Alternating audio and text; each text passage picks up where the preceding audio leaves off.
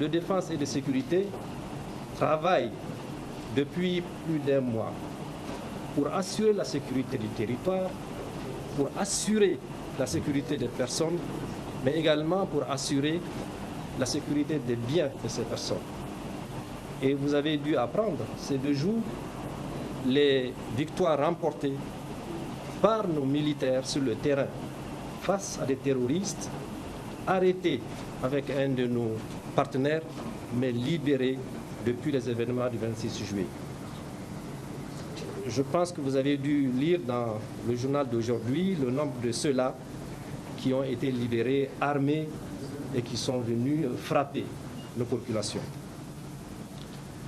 Là-dessus, il est très évident que le gouvernement et le Conseil national pour la sauvegarde de la patrie travaillent à assurer, comme je l'ai dit, la sécurité du territoire. C'est une tradition pour l'armée nigérienne.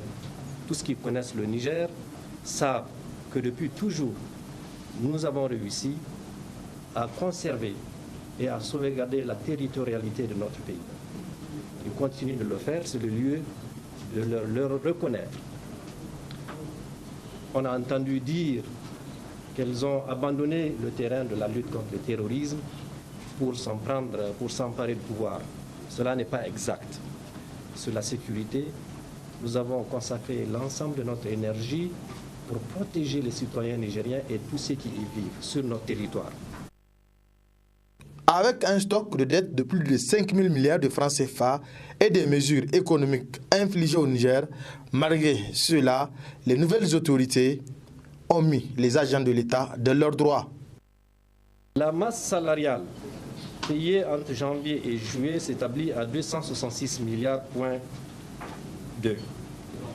Les ressources internes mobilisées par les régies financières se situent à fin juillet à 524 milliards. Les dépenses de biens et services effectuées se chiffrent à fin juillet à 66 milliards. C'est pour dire, pour ne pas rentrer trop dans les détails, les 2 mois, fin juillet et août, nous avons, par le biais de l'effort de mobilisation des ressources internes, assuré le paiement des salaires de la fonction publique et les salaires des forces de défense et de sécurité. Vous voyez bien, malgré l'embargo, je suis sûr que vous reviendrez sur ces questions-là. C'est pour également dire que sur la question de qu'est-ce qu'il faut qu'on fasse pour, disons, avancer concernant la situation économique et financière, 2 choses. La première, c'est la loi de finances rectificative qui est en gestation pour intégrer les nouveaux besoins, faire partir tout ce qui est superfétatoire et évidemment, dans le même temps, préparer la loi de finances 2024. Donc c'est l'effort qui est en train d'être fait par les services du ministère de l'économie et des finances. Puis il y a un programme